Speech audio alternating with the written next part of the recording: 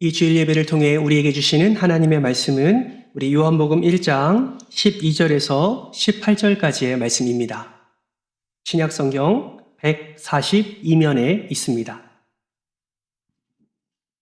요한복음 1장 12절에서 18절까지의 말씀, 우리 신약성경 142면에 있습니다. 우리 한 절씩 교독하겠습니다. 영접하는 자, 곧 그 이름을 믿는 자들에게는 하나님의 자녀가 되는 권세를 주셨으니 이는 혈통으로나 율종으로나 사람의 뜻으로 나지 아니하고 오직 하나님께로부터 난 자들이니라. 말씀이 육신이 되어 우리 가운데 거하심에 우리가 그의 영광을 보니 아버지의 독생자의 영광이요 은혜와 진리가 충만하더라. 요한이 그에 대하여 증언하여 외쳐 이르되 내가 전에 말하기를 내 뒤에 오시는 이는 나보다 앞선 것은 나보다 먼저 계심이라 한 것이 이 사람을 가리킴이 아니라. 우리가 다 그의 충만한 데서 받으니 은혜 위에 은혜로라. 율법은 모세로 말미암아 주어진 것이요 은혜와 진리는 예수 그리스도로 말미암아 온 것이라. 같이 읽습니다. 본래 하나님을 본 사람이 없으되 아버지 품속에 있는 독생하신 하나님이 나타내셨느니라. 아멘. 할렐루야. 네, 지난 한 주간도 잘 지내셨습니까? 네, 우리 환한 미소가 아니라 환한 미소로 우리 앞뒤 좌우 이렇게 인사하겠습니다. 샬롬 샬롬 반갑습니다. 지난 한 주간도 너무 수고 많으셨습니다. 네, 반갑습니다. 잘 오셨습니다. 우리 옆에 있는 분 손 한번 꼭 잡아볼까요? 그리고 이렇게 인사하겠습니다. 예수님 안에서 좋은 일만 일어나기를 축복합니다. 좋은 일만 일어나기를 축복합니다. 아멘. 아멘이시죠? 네, 아멘입니다. 목회자들의 목회자라고 불리는 필립 얀시 목사님이 이런 말을 했습니다. 우리 화면을 보면서 같이 한번 읽어볼까요? 시작! 은혜라는 단어는 오염되지 않는 마지막 단어이다. 여러분 동의하십니까? 왜 필립 얀시 목사님은 은혜라는 말이 오염되지 않는 마지막 단어라고 말씀을 하셨을까요? 그 이유를 우리는 은혜라는 단어를 통해서 확인할 수가 있습니다. 여러분, 은혜, 어떤 의미가 담겨 있을까요? 은혜라는 것은 가치 없는 자에게 가치를 부여하는 것이라 말할 수 있습니다. 또 다른 표현으로 말하면 은혜란 자격 없는 자에게 값없이 베푸시는 하나님의 일방적인 호의라고 정의를 할 수가 있습니다. 성경은 우리 모두가 다 죄인이며 우리 모든 이들이 죄로 말미암아 하나님의 형상이 깨어져서 하나님의 형상으로서의 가치를 상실한 자다라고 말씀하고 있습니다. 그러나 하나님은 받을 자격 없는 우리에게 값없이 예수 그리스도라는 하나님의 호의를 베풀어 주셔서 하나님의 형상의 가치를 회복시키실 뿐만 아니라 그 은혜의 선물을 풍성하게 누림으로 구원받은 백성으로서의 삶을 살아가게 하셨습니다. 여러분, 이 사실에 아멘 하십니까? 예, 그러기에 우리가 이 자리에 있는 것이죠. 우리가 예수를 믿기에, 우리가 구원받은 백성이기에 우리가 이 자리에 예수의 이름으로 모여서 우리 주님을 찬송하고 예배하는 것입니다. 저는 확실합니다. 정말 예수를 믿었다면, 정말 예수 그리스도가 하나님의 은혜의 선물이라면 예수 믿는 모든 자는 이 은혜 가운데 새로운 인생을 살게 된다라는 것입니다. 많은 이들을 통해서 이 사실을 확인할 수가 있지요. 그러나 저는 오늘 이 시간 한 부부를 여러분에게 소개하면서 이들의 삶의 변화를 함께 나누고 싶습니다. 이 부부는 결혼한 다음 날부터 하루에 10,000원씩 나눔을 실천하고자 돈을 모아 1년에 365만 원을 어려운 이웃에게 돕는 그런 부부였습니다. 이것을 20년간 계속해서 지속해 오고 있는 부부입니다.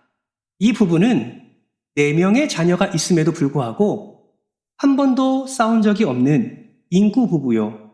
그리고 남들에게 본이 되어지는 기부천사로도 알려져 있습니다. 여러분 혹시 이 부부가 누구인지 아십니까? 감사합니다. 이렇게 큰 소리로 대답 나올지 몰랐는데 누굴까요? 바로 션과 정혜영 부부입니다. 그런데 이들의 삶을 돌이켜보면 처음부터 이렇게 삶을 살지 않았다고 합니다. 특별히 남편인 션은 청소년 시절에 분노를 잘 조절할 수 없는 그런 아이였다고 합니다. 가족과 사회를 향한 분노를 이기지 못하고 결국 집을 뛰쳐나가 가출 청소년으로 살았던 적이 있다고 합니다. 늘 그의 마음에는 불만이 있었고 그의 입술에는 늘 불평이 있었습니다. 그러면 여러분, 어떻게 이렇게 분노 조절도 잘 안 되는 이 아이가 이렇게 온유한 남편이 되었을까요? 어떻게 다른 사람을 돕고 다른 사람의 어려움을 헤아리는 기부천사가 되었을까요? 그는 이렇게 고백을 합니다. 저는 이 모든 것이 하나님이 날 사랑하신 은혜 때문입니다. 보잘것없는 자기 인생에 찾아오신 그 은혜에 감사해서 지금까지 그 어려운 사람들을 도왔는데 순수 기부 금액만 60억이 지금 넘는다고 합니다. 기부하는 삶을 살아가는 인생이 된 것이지요. 여러분, 이것이 바로 하나님이 베푸시는 은혜의 힘입니다. 하나님이 베푸시는 은혜는 한 사람의 인생을 바꾸어 놓습니다.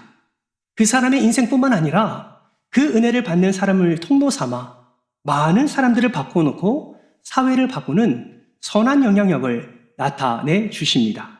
저는 이션과 정혜영 부부를 바라보면서 한 가지 소망하는 마음이 품었습니다. 저와 저의 아내뿐만 아니라 우리 사랑하는 성도들의 모든 가정이 이렇게 예수로 말미암아 변화된 삶을 살아 우리 모두를 통해서 하나님의 은혜 위에 은혜를 충만히 누리고 그 은혜 위에 은혜로 임한 그 은혜가 우리의 가정을 통하여서 많은 이들에게 흘러져가는 놀라운 역사가 일어나기를 주님의 이름으로 축복합니다. 여러분, 그러면 우리가 매일 받아야 할 이 은혜 위의 은혜, 이것은 도대체 무엇을 의미하는 것일까요? 오늘 우리가 함께 교독했지만 오늘 보면 16절 말씀을 다시 한번 우리가 마음에 새기면서 함께 읽겠습니다. 시작! 우리가 다 그의 충만한 데서 받으니 은혜 위에 은혜로라. 아멘. 은혜 위에 은혜. 이것은 은혜의 본질을 가리킵니다. 이 은혜는 무엇을 의미하냐면 풍성하고 차고 넘치는 은혜를 말하는 거예요. 여러분, 은혜의 본질이 뭐라고요? 풍성하고 차고 넘치는 은혜가 바로 은혜 위에 은혜라는 의미다라는 것이죠.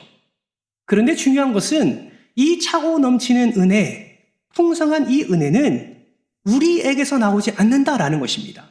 여러분, 이 은혜는 누구에게서 나옵니까? 16절 말씀을 우리가 읽었지만 다시 한번 보시면 우리가 다 그의 충만한 데서 그 다음 단어가 뭐예요? 받으니 라는 단어로 표현되어 있습니다. 여러분, 은혜는 받는 것입니다. 은혜는 내 안에서 일어나는 것이 아니라 은혜는 누군가를 통해서 받는 것이라고 성경은 말씀하고 있습니다. 그렇다면 도대체 그 은혜는 누구에게서 받을 수 있을까요? 성경은 이 은혜를 주시는 분에 대해서 오늘 보면 14절 말씀을 통해서 이렇게 말씀하고 있습니다. 이 또한 같이 한번 읽겠습니다. 시작!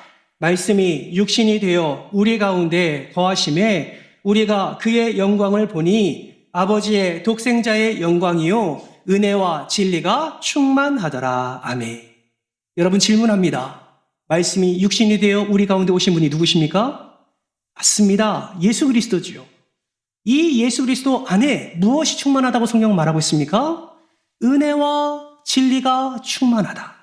그러므로 우리는 함께 읽은 16절 말씀을 이렇게 해석할 수가 있습니다. 우리가 다 그의 충만에 대해서 받으니 라는 말씀은 은혜와 진리가 충만한 그 예수 그리스도가 저와 여러분 가운데 계시고 그 충만함, 풍성하고 차고 넘치는 그 은혜를 우리가 받아 누리게 된다는 것을 우리는 분명히 알 수가 있습니다. 그렇다면 여러분, 우리는 매일의 삶 속에서 하나님의 은혜를 누리며 살아가고 있는데 그 은혜 위의 은혜, 하나님이 우리에게 주시는 가장 최고의 은혜는 무엇일까요? 어떤 분들은 경제적인 부유함이 최고의 은혜라고 생각할 수 있습니다. 어떤 분은 사랑하는 가족뿐만 아니라 일터에서의 사람들과의 관계 회복을 최고의 은혜라 말하는 이가 있을 겁니다. 어떤 분들은 권력과 어떤 분들은 인생의 성공이 가장 큰 은혜라고 말할 수 있지요. 그러나 성경은 그렇게 말하지 않습니다. 하나님이 우리에게 허락해 주신 최고의 은혜, 은혜 중에 은혜는 무엇이냐? 바로 12절 말씀에 이렇게 기록되어 있습니다. 같이 한번 읽겠습니다. 시작. 영접하는 자, 곧 그 이름을 믿는 자들에게는 하나님의 자녀가 되는 권세를 주셨으니. 아멘. 여러분, 우리에게 최고의 은혜는 무엇입니까? 저와 여러분이 누구의 자녀가 되었다? 하나님의 자녀가 되었다. 이것이 우리에게 최고의 은혜인 줄 믿습니다. 여러분 정말 아멘이십니까? 경제적인 부유함이 없어도 이것이 아멘이 될 수 있습니까? 성공하지 않아도 이것이 아멘이 될 수 있습니까? 그러기를 축복합니다. 성경은 분명히 말씀해요. 하나님의 자녀가 되는 권세를 주셨다. 여러분 그렇다면 하나님의 자녀가 되었다는 것은 무엇을 의미할까요? 신약 성경을 보면 자녀라는 단어를 헬라어로 두 단어로 사용하고 있음을 보게 됩니다. 첫 번째 단어는 무엇이냐면 휘오스라는 단어입니다. 두 번째 단어는 테크나라는 단어를 씁니다. 휘오스라는 단어는 어떤 의미가 있냐면 법적으로 인정받은 아들을 의미해요. 다시 말하면 입양이 되어 양자가 되거나 법적으로 상속자가 되는 개념을 휘오스라고 말합니다. 그러면 테크나는 무슨 의미가 있을까요? 그 이상의 의미가 있다라는 것이죠. 법적인 자녀가 되는 그 이상의 의미를 갖고 있다라는 것입니다. 엄마가 해산의 고통을 통해서 낳은 것 이상으로 깊은 관계를 맺을 때 사용하는 단어가 바로 테크나라는 단어라는 것이죠. 우리가 본문 말씀을 읽어보면 사도 요한은 하나님의 자녀가 되는 권세를 얻었다고 말할 때 이것이 하나님께로부터 난 것이다 라고 말씀을 하고 있습니다. 이 말은 무엇을 의미하냐면 비록 어머니가 직접 출산하지 않아도 가슴으로 너를 낳았다고 말할 때와 같이 해산의 수고와 그 해산의 아픔을 동반하여 우리를 낳으셨다라는 것을 말씀하고 있는 것입니다. 여러분은 하나님이 어떻게 해산의 수고와 아픔을 겪으셨습니까? 그것이 바로 십자가입니다. 십자가를 통해서 손과 발에 못 박히심과 가시면류관 쓰심과 옆구리에 창을 찔려 가시면서까지 우리를 자녀로 삼으신 분이 바로 하나님이십니다. 그러므로 여러분 기억하십시오. 여러분은 하나님과의 관계 속에서 법적인 자녀 그 이상의 의미가 담긴 친밀한 관계라는 사실을 여러분 기억하시기를 주님의 이름으로 축복합니다. 그 자녀에게 뭘 주셨다고요? 권세를 주셨다고요. 이 권세는 엑소시아, 권위와 능력을 동반하는 것을 의미합니다. 하나님의 자녀가 된 자는 하나님 안에 있는 그 권위와 능력을 사용할 수 있음을 분명히 말씀하고 있습니다. 그러므로 여러분, 하나님의 자녀가 되었다는 이 사실은 우리에게도 너무나 큰 축복이라는 사실을 우리는 깨닫게 됩니다. 여러분의 삶 속에서 어떠한 어려움이 있더라도 이 사실을 잊지 않았으면 좋겠습니다. 여러분, 오른손을 가슴에 손을 얹어볼까요? 그리고 저를 따라해 봅니다. 나는 하나님의 자녀입니다. 다시 한번 나는 하나님의 자녀입니다. 한국은 3세판이죠. 다시 한번 나는 하나님의 자녀입니다. 아멘이십니까? 여러분 어떤 상황 속에서도 이것을 잊어버리지 않으면 하나님의 자녀의 권세를 하나님이 허락해 주실 줄 믿습니다. 어떤 상황 속에서도 이것을 고백하면 하나님이 그 자리에 은혜 위에 은혜를 허락해 주시는 거예요. 여러분 사랑하는 자녀가 하나님께 모든 것을 내어맡기고 하나님께 모든 마음을 다하여서 이러한 하나님의 자녀임을 고백할 때 누가 하나님의 그 은혜를 내려주지 않으시겠습니까? 여러분 기억하십시오. 나는 하나님의 자녀입니다. 20세기 대표적인 복음주의자인 제임스 패커는 이런 말을 남겼습니다. 그리스도인이 누군가, 예수 믿는 사람이 누군가, 거듭나서 하나님을 아버지로 모신 사람이 바로 그리스도인이다. 사랑하는 성도 여러분, 저는 이것이 그리스도인과 비그리스도인을 확실하게 구분해주는 정의라고 생각합니다. 무엇이요? 하나님을 아버지로 고백할 수 있는 것, 하나님을 아버지로 선포하고 아버지로 말할 수 있는 이것이 그리스도인과 비그리스도인을 구분하는 가장 정확한 정의가 아닌가 생각해 봅니다. 사랑하는 성도 여러분, 하나님이 여러분의 아버지 되십니까? 그러기를 소망합니다.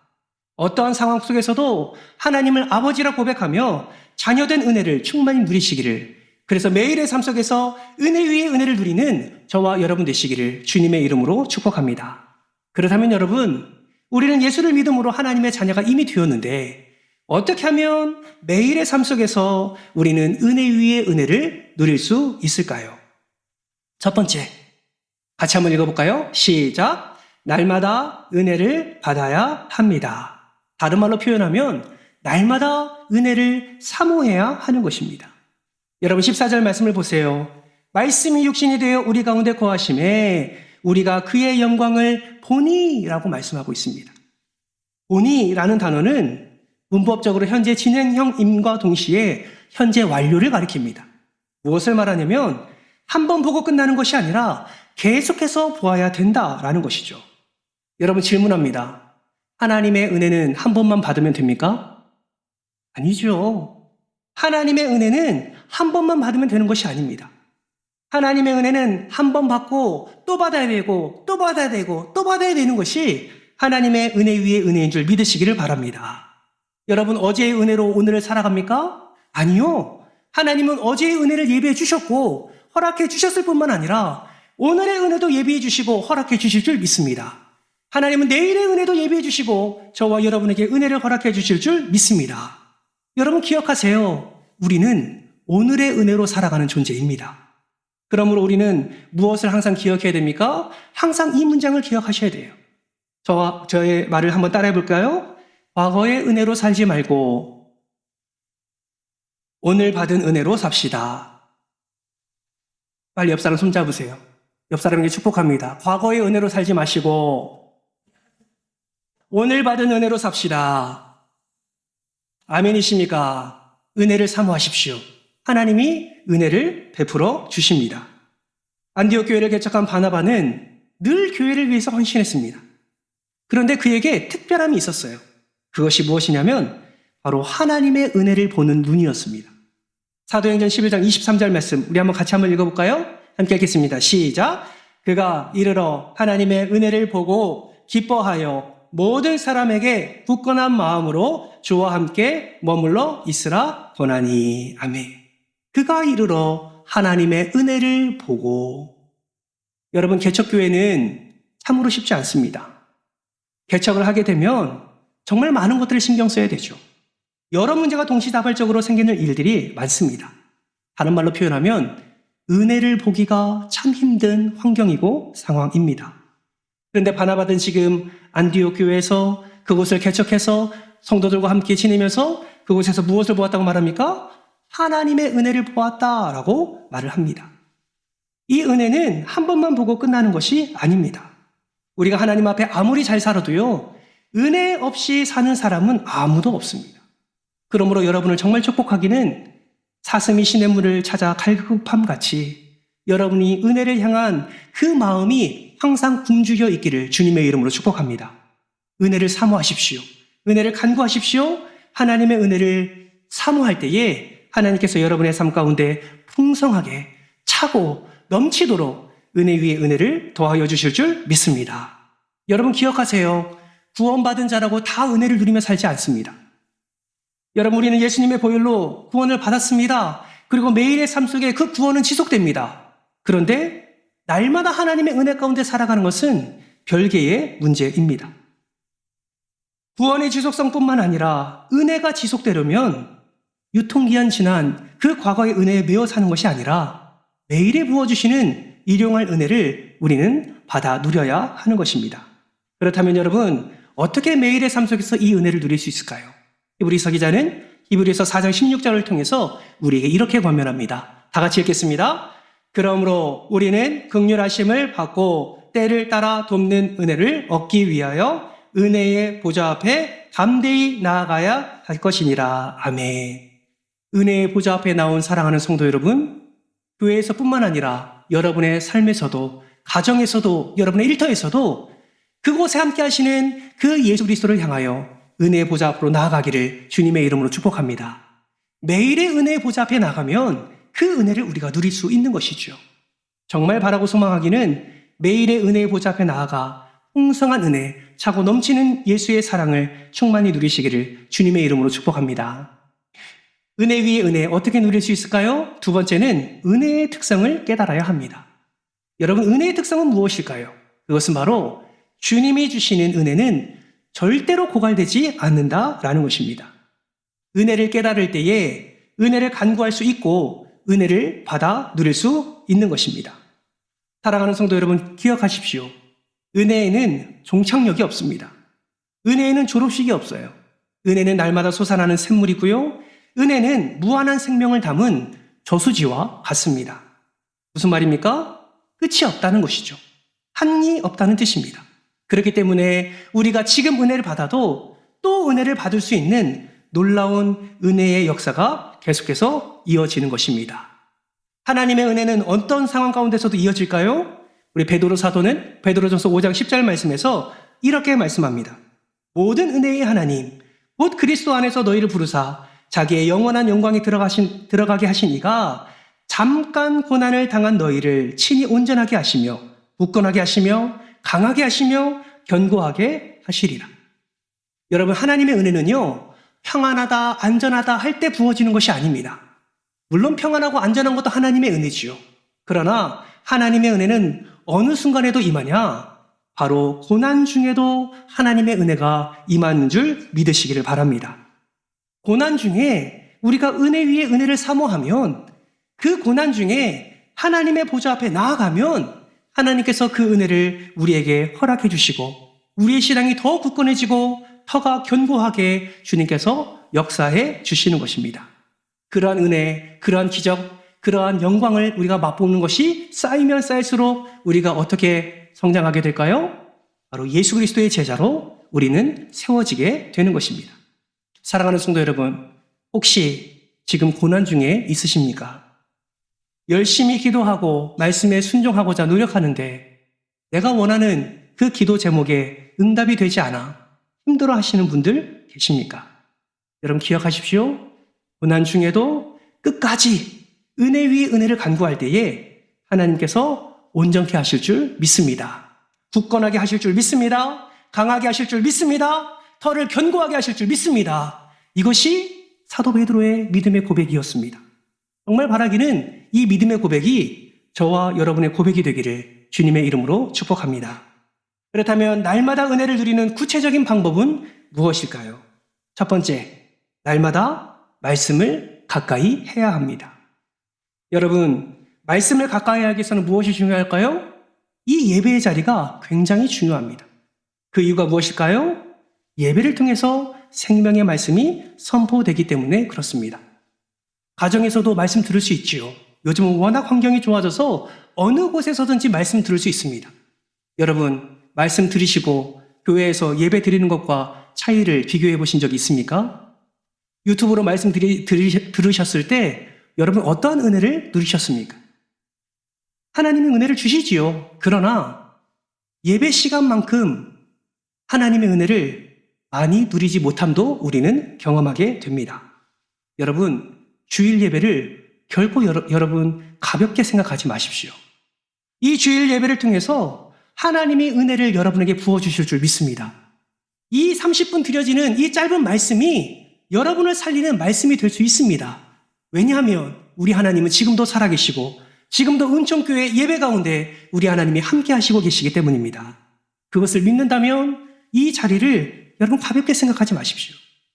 절대로 힘들어도 피곤해도 이 주일 예배만큼은 여러분 사수하시기를 주님의 이름으로 축복합니다. 피곤하십니까? 나오십시오. 예, 아멘 제일 큰 것 같은데 나오십시오. 은혜 보좌 앞에 나오십시오. 은혜 보좌 앞에 나오셔서 조십시오. 괜찮습니다. 자지는 마세요. 제가 상처받으니까. 여러분 은혜 보좌 앞에 나와서 하나님의 말씀을 드리려고 노력하십시오. 피곤하다고 가정에 이부자리 피지 마시고 여러분 은혜의 자리에 나와서 하나님 앞에 겸손히 엎드릴 때에 하나님은 그 자세와 태도를 보시고 우리의 삶 가운데 은혜 위에 은혜를 허락해 주실 줄 믿습니다. 예배에 성공하셨다면 삶에서도 예배가 성공하기를 주님의 이름으로 축복합니다. 지금 영적 전쟁 중이에요. 우리가 모여서 예배드리고 은혜를 받고 세상으로 돌아가, 가정으로 돌아가, 일터로 돌아가 살다가 은혜를 다 쏟아버리면 여러분 우리는 삶 속에서 은혜를 누리지 못합니다. 어떻게 하면 은혜를 쏟지 않을 수 있을까요? 그 있는 자리에서 말씀을 가까이 할 때, 그 있는 자리에서 말씀을 들을 때에 우리는 은혜를 쏟아내지 아니하고 하나님의 영광의 그 잔치에 우리가 기쁨을 누리며 참여하게 되는 것입니다. 여러분 질문합니다. 말씀을 읽고 듣는 것과 유튜브 보는 것, 여러분 어느 것에 여러분의 시간을 더 할애하고 계십니까? 우리는 참 이기적인 것 같아요. 하나님의 은혜를 누리고 싶어 합니다. 그래서 예배 시간에 가서 기도해요. 그런데 돌아가면 전혀 하나님의 은혜를 누리고자 하는 자세와 태도가 전혀 딴 사람이 되는 것을 우리는 많이 경험하게 됩니다. 참 희한해요. 눈물 흘리며 기도하고 돌아갑니다. 그런데 삶은 엉망입니다. 그런데 이렇게 말하죠. 하나님이 내 기도 들어주지 않는다. 참 희한합니다. 하나님은 은혜 위에 은혜를 예배하고 계시는데 우리의 삶을 보니 도저히 이 은혜를 허락해 줄 수가 없는 상황인데 우리는 말하지요. 하나님이 나를 사랑하지 않는 것 같다고. 하나님이 내 기도 들어주지 않는 것 같다고. 여러분, 이러한 어리석음에 빠지지 않기를 바랍니다. 정말 은혜를 누리고 싶으십니까? 정말 하나님의 역사를 누리고 싶으십니까? 그러면 지금 당장 무엇인가 보이지 않는다 할지라도 있는 그 자리에서 생명의 말씀을 더 붙잡으시기를, 더 가까이 가시기를 주님의 이름으로 축복합니다. 다윗은 시편 40편 1절에서 3절 말씀을 통해서 이렇게 고백합니다. 우리 같이 한번 교독을 해볼까요? 제가 먼저 1절 읽습니다. 내가 여호와를 기다리고 기다렸더니 귀를 기울이사 나의 부르짖음을 들으셨도다.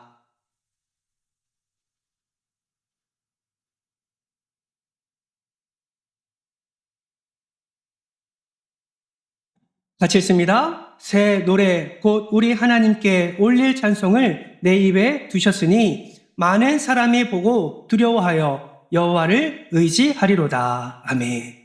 여러분 이것이 진정한 은혜 아니겠습니까?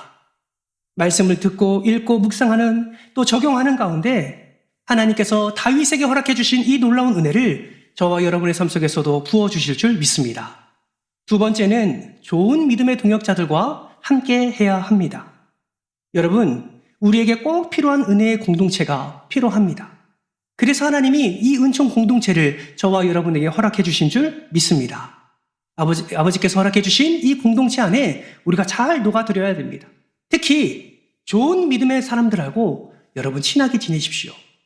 우리 교회 공동체뿐만 아니라 일터 공동체 안에서도 좋은 믿음의 사람이 있다면 더 가까이 지내셔야 합니다. 왜 그렇습니까? 그 사람을 통해서 하나님의 은혜가 흘러오기 때문에 그렇습니다. 여러분 힘들수록 내 생각대로 살면 여러분 망합니다. 여러분 힘들수록 교회 공동체 안에, 구역에, 힘들수록 소그룹에, 힘들수록 은혜 공동체 안에 묶여야 됩니다. 저는 신앙생활하면서 가끔 궁금합니다. 우리 성도님들은 삶에서 어떤 은혜를 누리는지. 여러분 궁금하지 않으십니까? 저는 어떠한 삶 속에서 이렇게 살아가고 있는데 과연 우리 장로님들은, 과연 우리 권사님들은, 과연 우리 집사님들은 어떤 은혜를 누리며 살고 있는지. 한 번씩 모두 모임, 구역 모두 모임에 가서 삶을 이야기하며 그들의 감사의 내용과 그들의 삶의 내용을 들을 때 저분은 저럴 때 감사를 하는구나. 나는 그때 감사하지 못했는데 라는 생각을 하면서 오히려 말씀을 통해서 나눔을 통해서 허락해 주시는 하나님의 은혜를 더 많이 누리는 것을 보게 됩니다. 사랑하는 성도 여러분, 좋은 믿음의 동역자들과 함께 하시기를 주님의 이름으로 축복합니다. 저는 확신합니다. 우리 교회 안에도요, 좋은 믿음의 동역자 많습니다. 여러분들이 좋은 믿음의 동역자, 그 믿음의 선배들과 함께 그 믿음을 이어나갔기 때문에 오늘 여러분이 이 자리에 있는 것 아니겠습니까? 그 좋은 믿음의 동역자들과 함께 아름다운 은총교회라는 이 그리스도의 몸된 교회를 세워 오셨기 때문에 우리가 이 자리에서 함께 믿음의 공동체로 예배하고 있는 줄 믿습니다. 우리 장로님들, 우리 권사님들, 우리 집사님들, 좋은 믿음의 동역자들 많습니다. 여러분 기도하면서 더 믿음의 좋은 동역자들과 함께 그리스도의 몸된 교회를 또 가정을, 일터를 세워가는 그런 귀한 사람들 되시기를 주님의 이름으로 축복합니다. 그럴 때 은혜 위에 은혜가, 풍성하고 차고 넘치는 은혜가 우리에게 부어지게 되는 것입니다. 마지막 세 번째는 은혜를 받았다면 그 은혜를 나누어야 합니다. 여러분 질문합니다. 사람이 먹기만 하고 배설을 하지 못하면 어떻게 될까요? 죽습니다. 흘려보내는 것도 굉장히 중요해요. 은혜도 마찬가지입니다. 내가 일방적으로 하나님이 부어주신 그 호의, 그 선물을 값없이 받기만 하면 어떻게 될까요? 그 은혜가 나에게 교만이 되어질 수도 있습니다. 성경을 배우고 말씀을 들으면서 성경의 지식에 대한 것은 차고 넘치는데 그 성경 안에 있는 복음을 전하지 않으면 어떻게 될까요? 오히려 들은 그 말씀이 다른 사람을 판단하는 기준이 됩니다. 심지어 설교자를 판단하는 그런 기준이 되기도 합니다. 내가 알고 있는 것은 이건데 저 사람은 왜 저렇게 말하나? 여러분, 그것이 왜 일어나게 됩니까? 받은 은혜를 흘려보내지 않아서 그렇습니다.